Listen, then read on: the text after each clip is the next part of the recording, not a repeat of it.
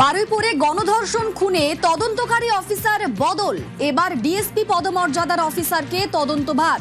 আরো একবার জানাই, বারুইপুরে নাবালিকাকে গণধর্ষণ করে খুনের যে ঘটনা, সেই ঘটনায় তদন্তকারী অফিসার বদল, এবার ডিএসপি পদমর্যাদার অফিসারকে তদন্তভার। আমাদের সঙ্গে সরাসরি অর্পণ রয়েছেন প্রতিনিধি। অর্পণের থেকে বিষয়ে আরো জানবো। অর্পণ, কি খবর? দেখো, সূর্যপুরের নাবালিকাকে গণধর্ষণ করে খুনের ঘটনায় প্রথমে যে আয়ো ছিলেন সেই আয়ো বদল করা হয়।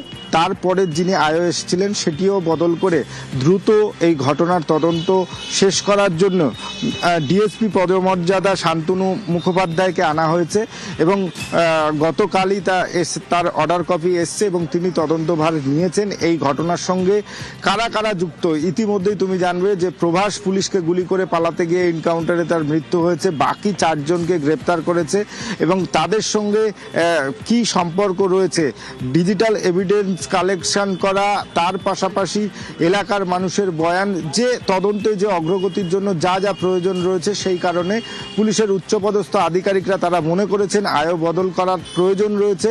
তাই ডিএসপি পদমর্যাদার অফিসার এসছে এবং তাকে তদন্তভার দেওয়া হয়েছে। তিনি যে পুলিশ সূত্রে যেটা জানা যাচ্ছে, শান্তনু মুখোপাধ্যায়, এই শান্তনু মুখোপাধ্যায় এই ধর্ষণ এবং খুনের মামলার তদন্ত করবেন এবং ইতিমধ্যেই তদন্তের যে নথি ওই অফিসারের হাতে তুলে দেওয়া হয়েছে।